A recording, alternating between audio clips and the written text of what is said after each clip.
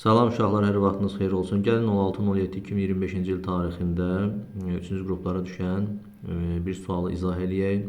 Sualın şərtində bizə deyir ki, ədəd dilinin qrammatik norması pozulmuş cümlələri müəyyən edin. Deməli, 1. Qohumlarımız bizə tez-tez gələrlərdi. Gələrlərdi yox, gələrdilər olmalıdır. Yəni şəkilçilərin ardıcılığı pozulub. Deməli, burada qrammatik norma pozulub. Bunu götürəcəyik. Doğru cavab. Sonra 2. Yolunuzu sizin bağın yanından salsaq, səninlə mən görüşərəm. Yolunuzu yox, yolumuzu olmalıdır. Mənasib şəkilçi səhv işlənib. Yolumuzu sizin bağın yanından salsaq olmalı. Deməli, bunda doğru cavab götürəcəyik, çünki bizdən pozulmuş cümlələri istəyir. 3. Yazın əvvəlində yola çıxmış karvan Şamaxıdan keçəndə ətraf gül çiçək içində idi. Burada heç bir pozulma halı müşahidə olunmur. 4. Adamların hamısı tezliklə qapının açılmasını gözləyirdilər. Fikir versəniz, xəbər cəmdədir. Xəbər cəmdədir, amma mübtəda təkdədir. Mübtəda burada adamların hamısı.